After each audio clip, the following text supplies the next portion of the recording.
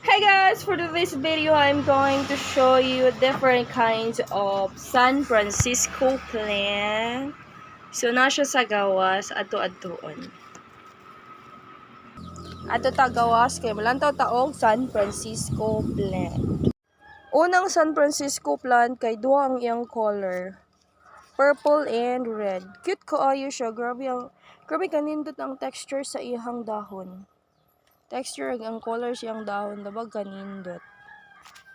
As in. Sunod kay green and yellow San Francisco leaves. Muna siya. Nipis ra siya nga tag-ason. Nindot gihapon siya. Mura siya og polka dot yellow.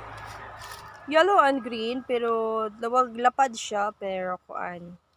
Kanang iyang shape sa iyang dahon kay mura og arrow. You know, arrow shape. You know.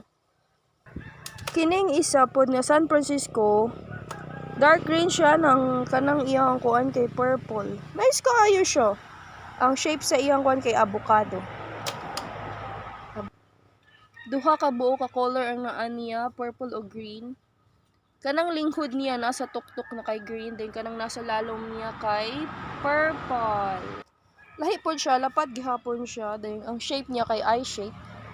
Eye shape o eye shape. Ganda no? Purple and red pero lapad. Kani siya murag parehara siya atong kanina nga ako ipakita nimo.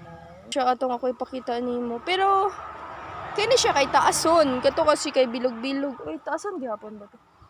Kato siya kay kulubot man siya. Kulubot ang iyang kuan, color. Dito pa siya taason siya oh. Murag sili. Sili ang shape ng iyang dahon. Dayon spotty pod gyapon siya. Spotty na yung mga dots na red.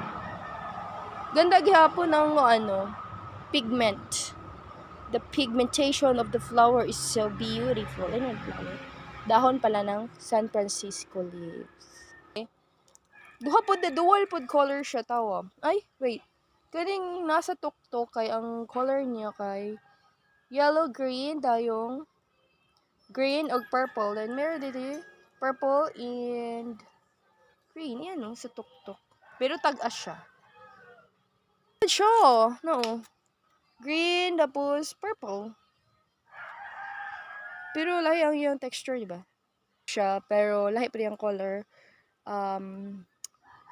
Na siya reddish, tas spotty. Dotted reddish greenish leaves na San Francisco. Yan.